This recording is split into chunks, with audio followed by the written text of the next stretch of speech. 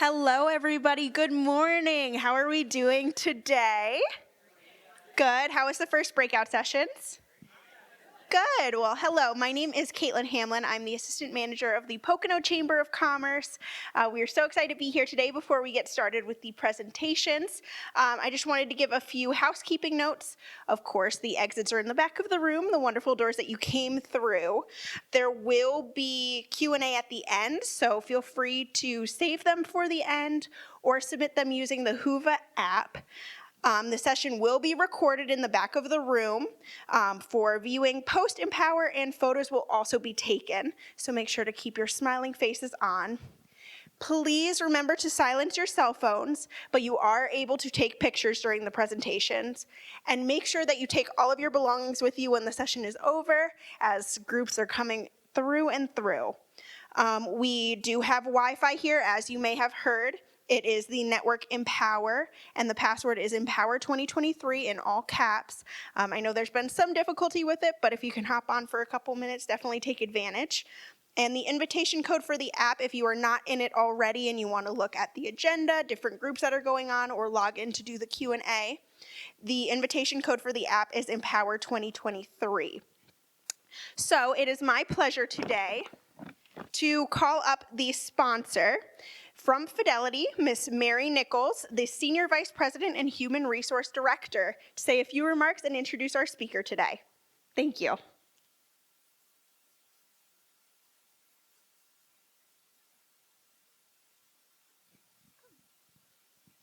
Well, good morning, everyone.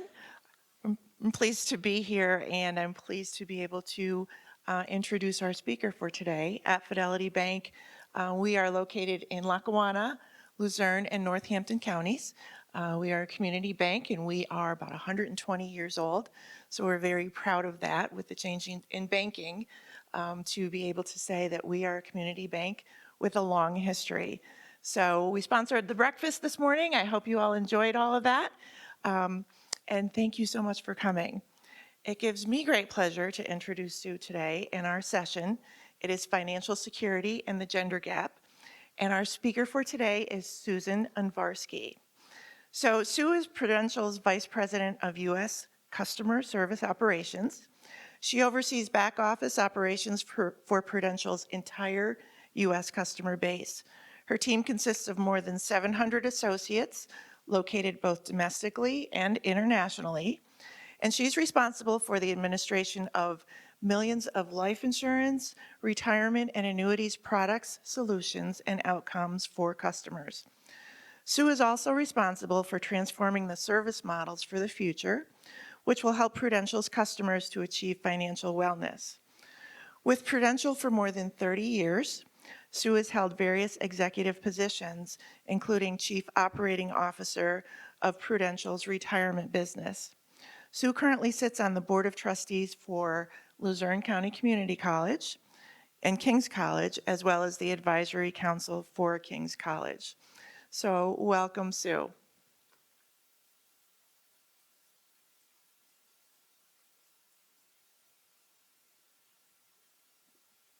Okay, Mark, we on? Everyone can hear me? Thank you. Thanks, Mary. I appreciate that. So I'm going to need all of you to help me in busting Mari when you see her, because this is the second time that she had an old bio. And every time I send her a new bio, and every single time, Mary, that bio gets read. It's about 5 years old. So for my Prudential colleagues that were probably sitting there going, what? But anyway, that's okay. We're all good. And the other thing that I need you to help me thank Mari for is she sent an email yesterday saying that at 11 o'clock during this session that they were going to have a book signing by Melissa Gilbert for all of the sponsors. So if you notice that really long line out the green room door down the hallway, everybody's waiting to get their book signed by Melissa. So, and that is very exciting. It's a great opportunity.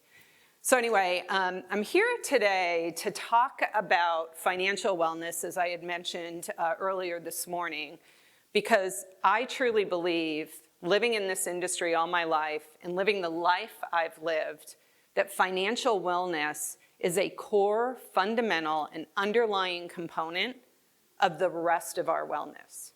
If you don't feel financially secure, I know that that creates anxiety that drives mental health issues, emotional issues, and certainly physical issues as well. So taking care of your financial wealth is one of the most important things you can do. There's lots of things out of our control, but there's more things within our control. And there's different obstacles for women than there are for men. So Tom, Dave, and this gentleman that I don't know that's sitting here in front of me, thank you for being here. And Mark, you too, hopefully will be able to take some of these pointers back to the women that are very important to you in your life as well.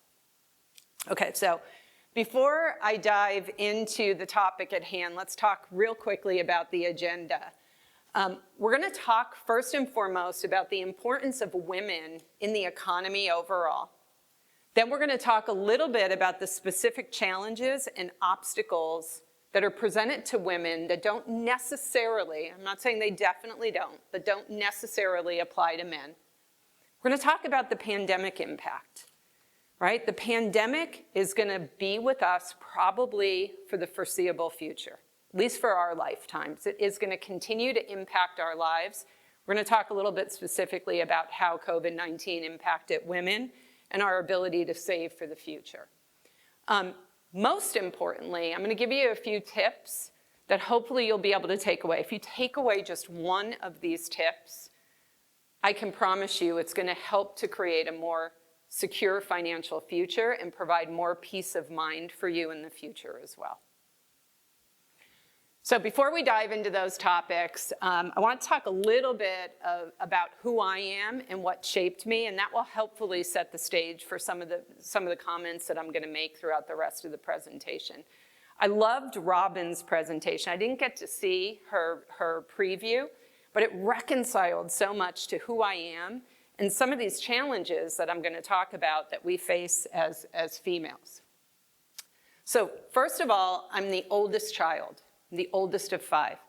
I meet every single stereotype of being the oldest child, from the type A personality to the maternal aspect, to being the overachiever, you name it, every stereotype associated with being the oldest child, you can pretty much check the box. How many other oldest childs in the room?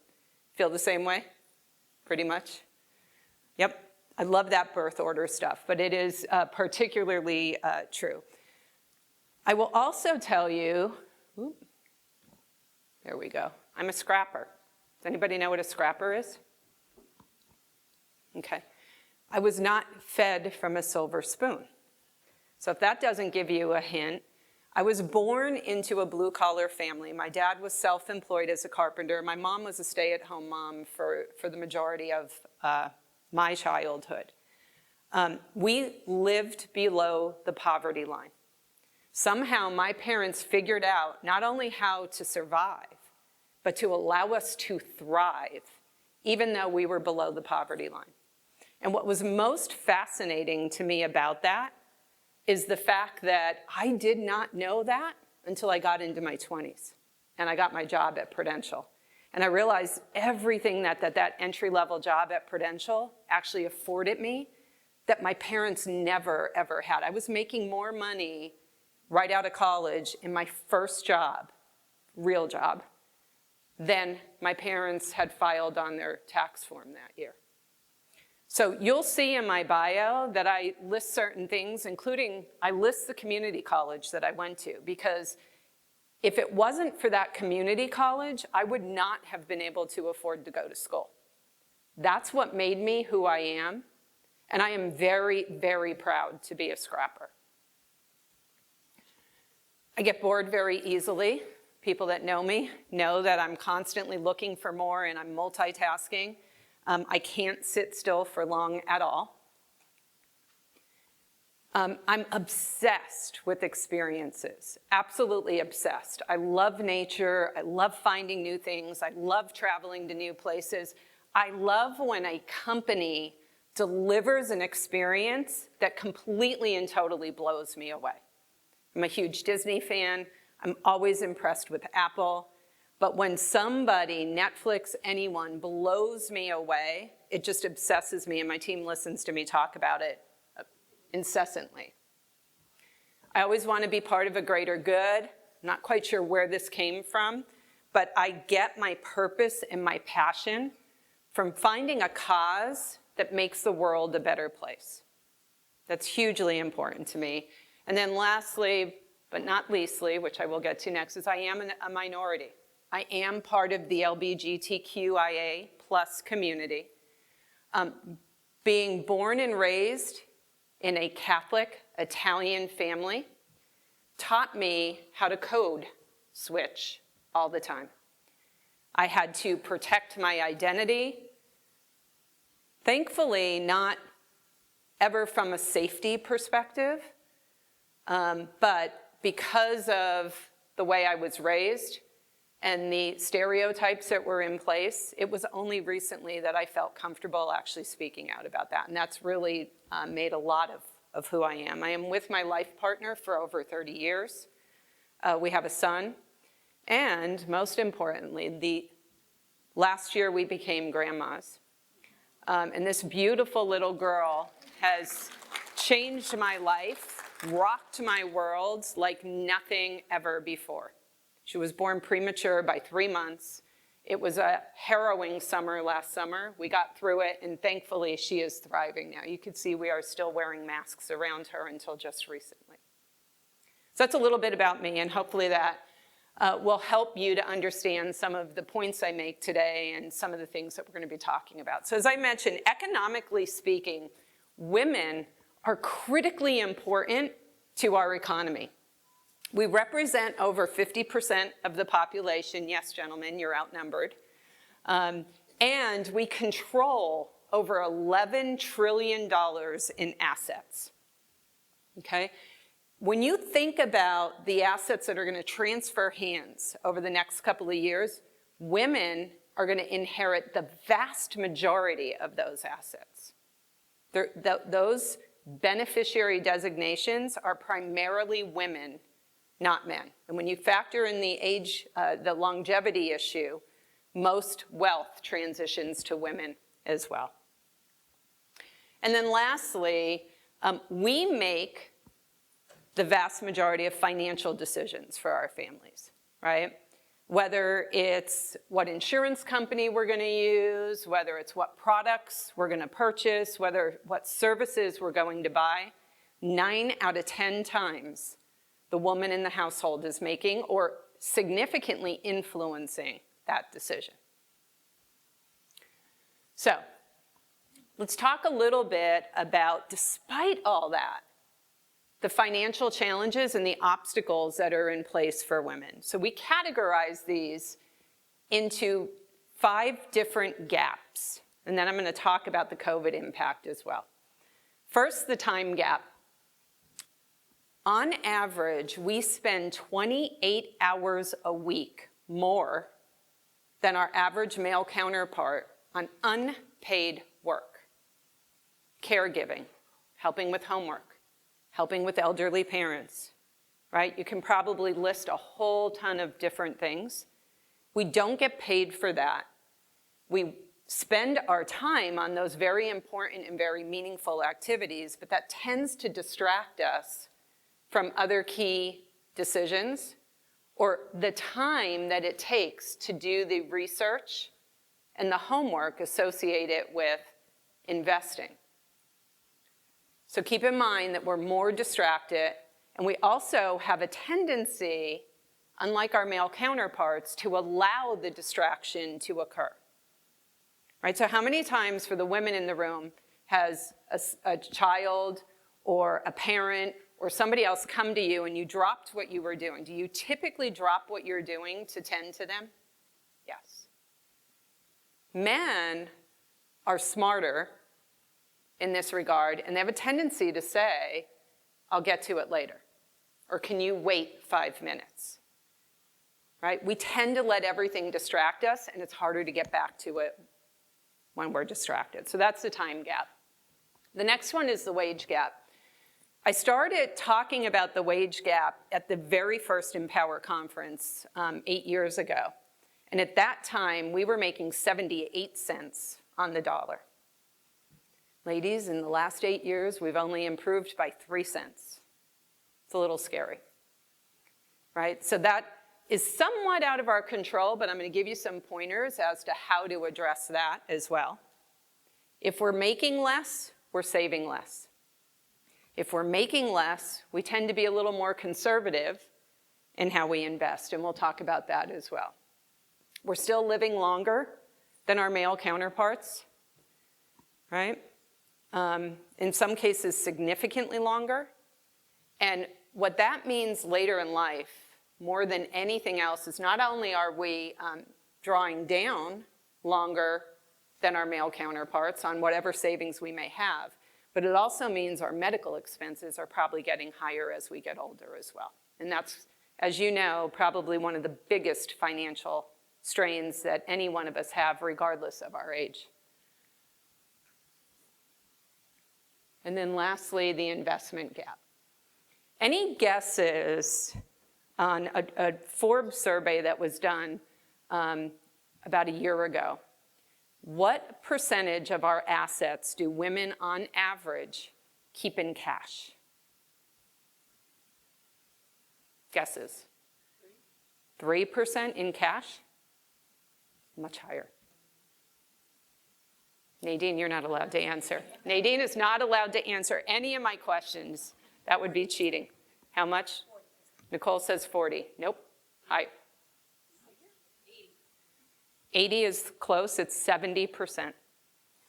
So of all the money that we have saved and sitting somewhere, we don't let it work for us.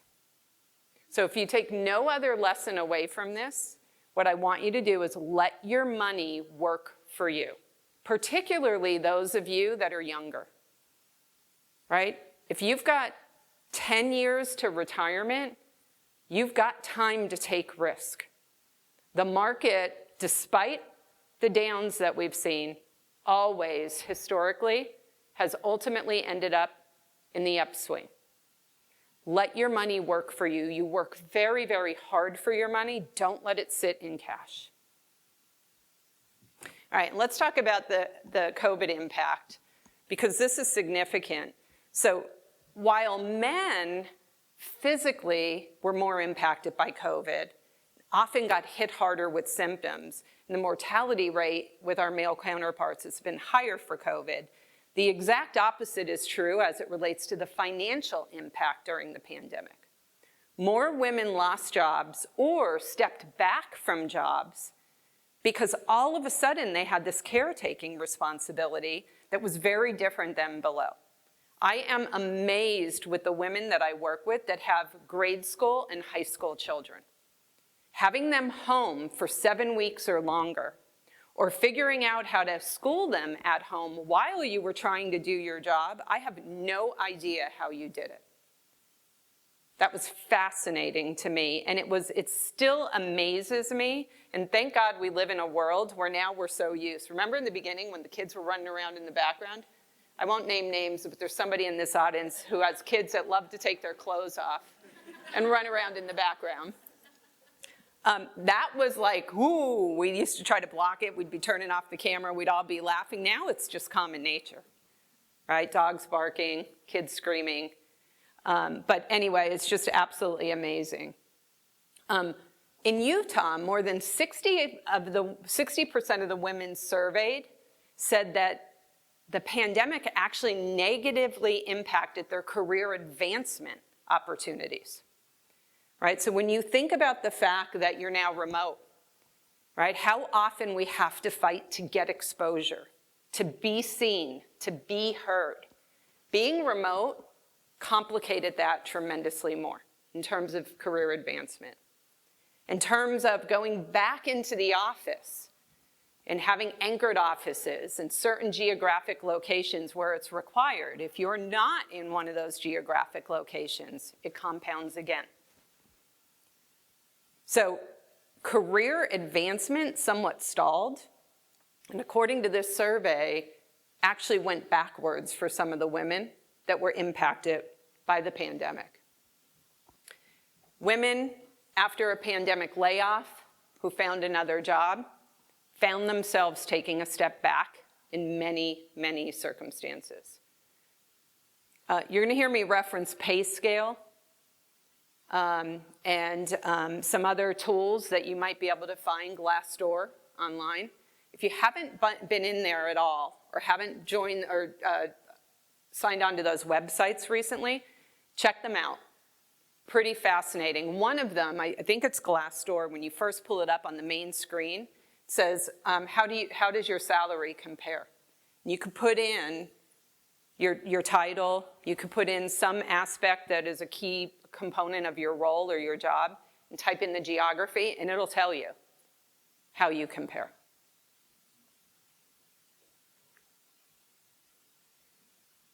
Last but not least, one of our biggest obstacles, and this is mostly because of the longevity gap, is the time we spend in retirement, right? So everyone tends to retire around the same times, the same ages. There's no difference in Social Security retirement age by gender, right? Most pension plans, most regulations that apply to 401ks or IRAs don't distinguish by gender relative to retirement age, early retirement age, or to things like minimum required distributions.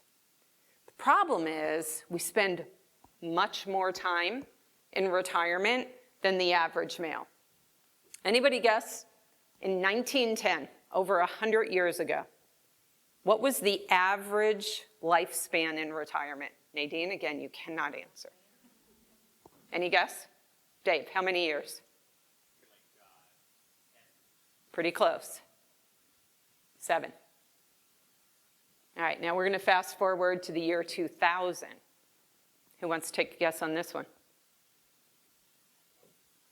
20. Pretty close, a little bit lower. How about my LCC friends? 14? Pretty close, 18. Pretty big jump, right? Let's jump to 2023. Now that's only 23 years later. Cheryl, what'd you say? You cheated. Nadine must have whispered in your ear. 25 years. Now, the great news about that, and I intentionally put those pictures up there, right?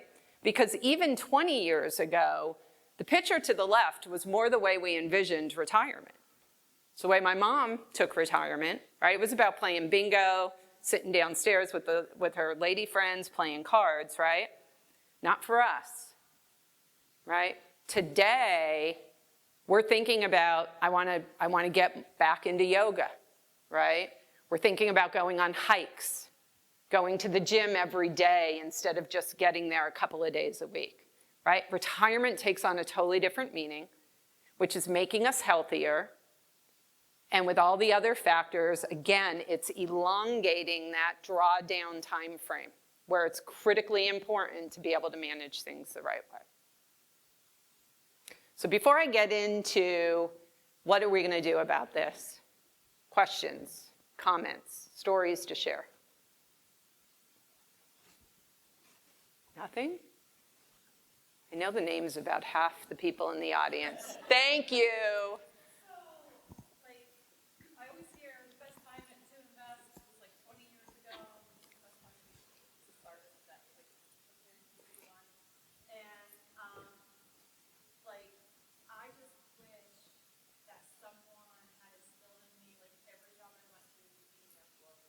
Mm-hmm. And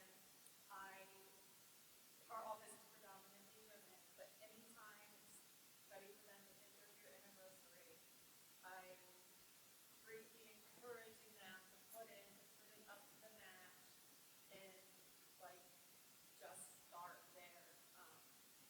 Because I would be in a much better situation if I had. So if that's the only thing that I can impart on my younger, newer hires and everything, that's I just keep encouraging that. And now I have my kids too, so it's I need to I'm doing stuff for their education, but I want them to be able to be at that place where Yep. we at this age are oh, my mom told me about it, and I know I'm good. Yep. What's your name? I'm sorry. Jamie, I couldn't stress that point enough. Save and save as much as you can, and we're going to get to that later. My parents, when I started, I started working at about 14. When I was legally working at 16, my mom opened up a checking account and said, half of your paycheck is going in this checking account, and I don't care what you do with the other half of it. That was probably one of the best things my parents ever did for me, because once I saw that building up and knew that I could go to it if I needed to, that ingrained in me to always save as much as I could throughout the rest of my life. So you're doing the right thing by your kids, for sure. Joanne, were you going to ask something? So what would you say to the person say they want to retire and take Social Security at 62 versus 65? Sometimes you think, well, you take it at 62 and you get 3 years extra payment, so in the end it might work out. So I'm going to caveat this. Nadine's here, my right-hand partner. So let me introduce Nadine Oliver. She is with Prudential Advisors. She is, and we'll talk about this in a little bit, she's my personal financial advisor. So we'll talk about that a little bit later. But Nadine, what would you say to taking Social Security at 62 versus 65? So when you take Social Security or you're determining when to take it, it's a very personal decision because your particular situation may be different from someone else's. What you need to know is what full retirement age is for you. It's known as FRA. Depending on when you were born will determine the full retirement age. Anyone born after 1960, your full retirement age will be 67. Anybody prior to that, it's 66 in a few months. So if you decide to take Social Security at 62, when you have a full retirement age of 67, you will take a 30% reduction in your benefit for life. So you really need to crunch those numbers. And you need to know how much you're going to need in retirement. And that will help determine whether you can take that 30% reduction or whether you need to wait until your full retirement age of 67, or if you could go beyond that and let your income compound by 8% annually up to age 70. Thanks, Nadine. Why don't you keep that? Because I have a funny feeling I'm technically not allowed to give advice. I'm licensed. And in the role that I have, I am not allowed to give advice like Nadine is. So I'm going to be deferring to her with some of the other questions. All right, let's dive into what we can do. Okay, now some of this may seem less financially driven, but it's critically important that you think about it, especially this first one. And again, I'm going to remind you what you heard from Robin this morning, because so much about what she said feeds into this. Know your worth. As women, we tend to downplay what we bring to the table. We see it as bragging. Our underconfidence sometimes gets in the way of us saying, gee, I'm really good at this. Know your worth. So what I would suggest is take some time to write down the things that you know you do really well, whether it's technical in the job or the field that you're in, or whether it's more from a leadership perspective. Gee, I'm a great communicator. Or I can resolve conflict, usually in a really good way. Think about those types of things that you do really well. Write them down, and then be able to articulate it in a story. Rehearse your elevator speech, right? I can't tell you how many times early in my career I got stuck, unexpectedly put in a spot where I needed to talk about what I could do, and I wasn't prepared to do that. So think about the things that you know you do well, or better yet, that people tell you, back to Robin's point, that people tell you you do really well. Write it down and put together a story. Go on to Glassdoor, go on to PayScale. Compare your role and the compensation that you're getting to what others are paying. Now, you're not going to compare someone who lives in this area to New York City or to San Francisco, so be careful about the geography challenge. Rightfully so, if you live in a more major metropolitan area, your salary is going to be higher. But do some compares and see if you feel like you're being appropriately compensated for what it is that you're doing. And then, again, back to Robin's speech, have the courage to ask for a raise if you find the results are not what you expected them to be. Or if you have, like I have many times, sat in front of a boss who was telling me I'm phenomenal, I'm the best that's out there, blah, blah, blah, blah, blah, and my raise feels kind of mediocre. Have the courage to ask for a raise if you're in a position where you truly feel like you deserve it and you warrant it. And then once in a while, test to see how marketable you are, right? It doesn't hurt. I encourage my team all the time. If you get a proactive reach out about another job, even if you're happy in your current job, explore the opportunity. Maybe even go on an interview. You don't have to take the job if you get offered it. Becky, did you just tell Joanne, don't you dare? That's what I thought you said. Don't you dare, Joanne, because she'll blame it on me. But honestly, test your marketability. You will be surprised what you find. That will give you confidence and courage to feel better about your own self-worth. All right, let's get to the next couple of points. Point number 2, do a realistic assessment of your long-term financial goals. There are lots of online tools out there, right? I'm assuming most of you budget. If you don't, start budgeting. And start making sure that you're budgeting enough savings for the future. There's tons of tools out there that you can use. Grab some of those tools that help you to project into the future. It'll ask you what age you want to retire. I can guarantee you the first time you do it, you're going to change that age. It's going to get a little later. But take advantage of those tools now. All right, so this one is always controversial when I say it, but live within, or better yet, below your means.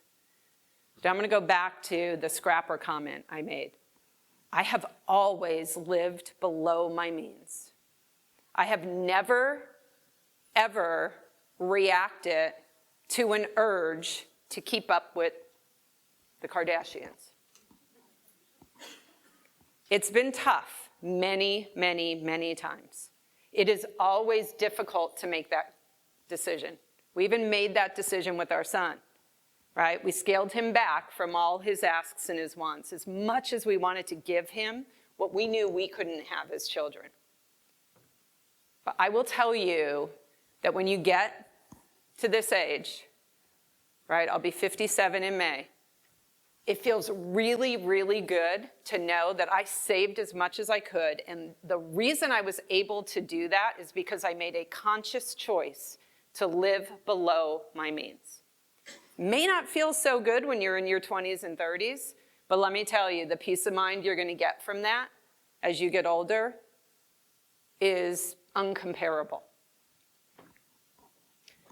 And then save as much as you possibly can. So back to the point the young lady made that's not here anymore in the room is when I first started at Prudential, my HR person sat me down and said, put 3% on that line. That was my 401k contribution. She said, you're going to get another 3% from Prudential as long as you do 3%. You can do higher if you want, but I will not let you contribute less than 3%. Recognize where you're getting a company match if you're you're lucky enough to have that, and allow that to work for you again, right? So if you make $20,000 a year, and you're putting 3% down, whatever that computes to is going to be the same money that you're getting from your employer. Every time you get a raise, put all or part of that raise against your savings.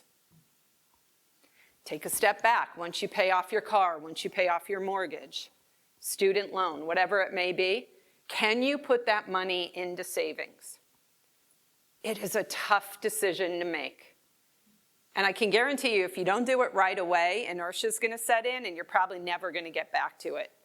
Hold yourself accountable to make that decision at the point that that changes, and then turn the other way and never look at it. Save as much as you possibly can. All right, last couple, and then we'll go back to questions again. Don't be afraid to take risks. Back to the point that I made earlier, 70% of our investable assets as women, we keep in cash. That means it's not working for us, right? Especially if you're younger. Right? If you're in your 20s and 30s, you can take significant risk in your investments and probably earn 25, 30, 40, maybe even more percent over the next 20 to 30 years. You keep it in that savings account that's earning about 1.75, think about the difference. So take some risk. Even if you're in your 50s, if you're not planning on retiring until 67, that's 10 years. It's a pretty good time horizon. It's not 20 or 30, but 10 years is a pretty good time horizon to take some risks with your investments. And then the last point I'll make is don't go it alone. I've been in the financial services industry for 35 years. I've been very, very lucky to learn the ins and outs of the importance of some of the things I just talked about, but also how to invest wisely. I won't do anything without that woman telling me she agrees with what I do. And when I think I'm going to do some research myself, I won't move a penny there until Nadine confirms. And I can tell you, she always tells me something that I didn't think about. So it doesn't cost you anything to get a financial advisor. Right? That first consultation, in most circumstances, doesn't cost you anything. The advice that you can get, whether you think you know it all or not, is unbelievably important. So don't go it alone. So in terms of formal presentation, that's it. Hopefully this encouraged you, especially you ladies, to do at least one thing different, right? Whether that's save a little bit more, whether that's get a financial advisor, whether that has something to do with investing a little differently. It's all good stuff that will help you to a much more financially secure future. So what other questions did I drum up? Yes? So I've been with the same company for 32 years, and I'd rather retire sooner than later. However, not being anywhere really close to my retirement age. I'm overwhelmed with the gap or the bridge for healthcare to accompany a retirement plan. Like, I don't even know what to look at to bridge that, or if there's any ideas or. Yep. You're not alone, first of all. Nadine, would you like to? Okay, it's on now.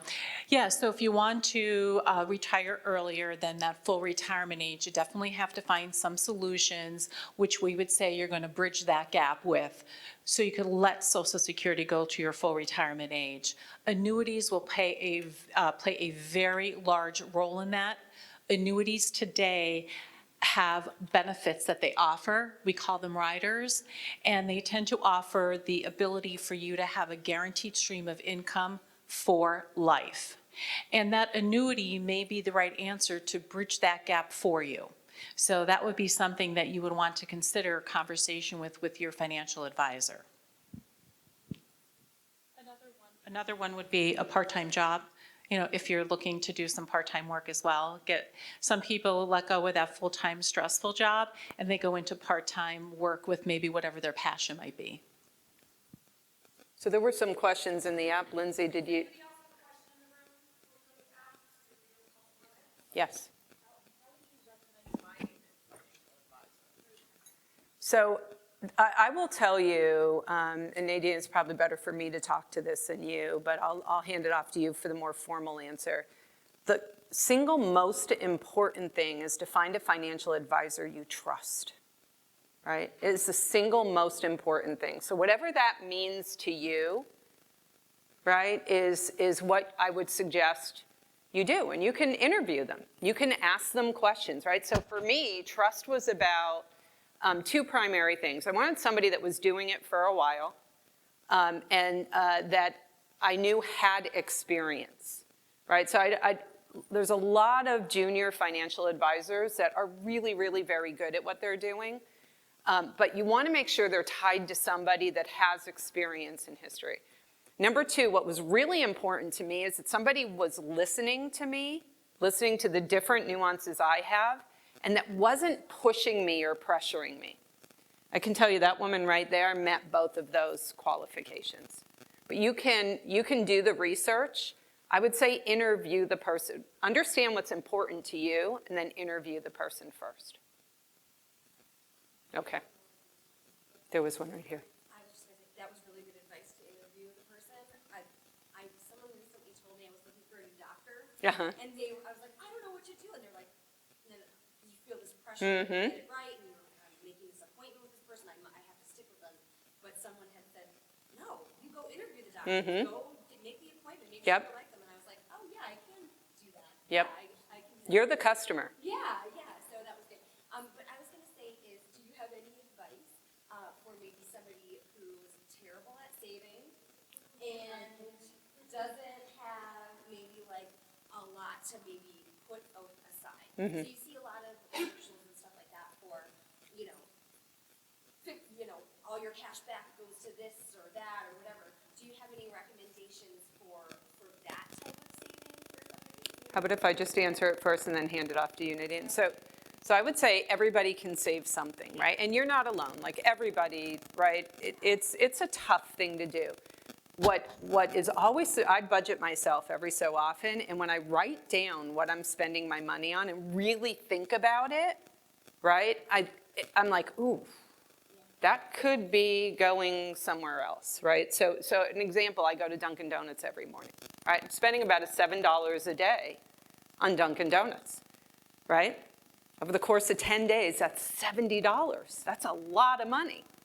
$70 once every 2 weeks in a savings account adds up over time. Nadine, what would you say? I would agree with that. I'm a Dunkin' Donuts fan as well. And so if you're going through the drive-through to get the iced coffee and it's $2.50 and you do it twice a day, you're going to find $25 is going out the window.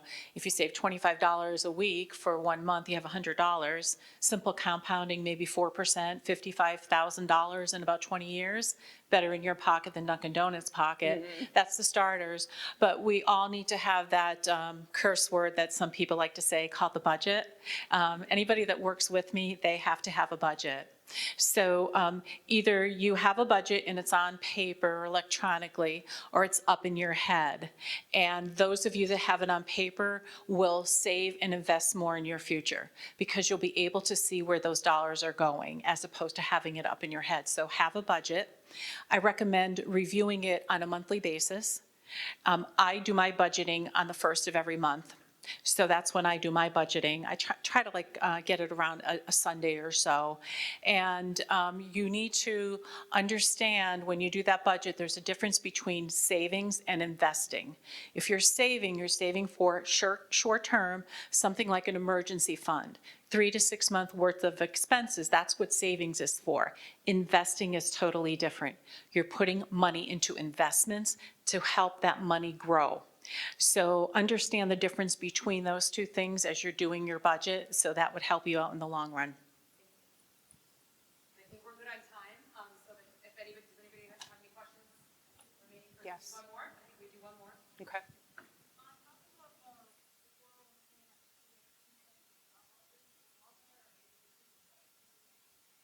Go ahead, Nadine. So I think the question is, Roth IRA, is that a good savings tool? So when it comes to IRAs, we have two options. We have a traditional IRA and we have a Roth IRA. Everyone who has earned income can contribute money to a traditional IRA. For some of you, that contribution will be deductible from your taxes, depending on several different requirements that you need to meet. For others, it will not be deductible. However, everyone can contribute as long as you have earned income. A Roth IRA, not everyone can contribute to that. It depends on your tax filing status. Are you single? Are you head of household? Are you married? And it depends on your income level. So someone who may be single, making more than about $123,000, cannot contribute directly to a Roth IRA. And it's all about your modified adjusted gross income. So if you're earning under a certain amount of money, depending on tax status, means you can make a direct contribution to a Roth IRA. Now, the contribution levels for 2023, it's $6,500. If you're age 50 and over, it's an extra $1,000 in catch-up contributions. So that's an excellent way to save more above and beyond your 401ks, your 403b plans. Thanks, Nadine. Wonderful conversation. Thanks, Excellent Nadine. presentation, and thank you so much as well for helping us out with Q&A. As you can hear, they started the lunch session there, so everyone, whenever you go, certainly. Thank you. Yeah, thank you. Nadine is out in the vendor marketplace if you want to stop and see her.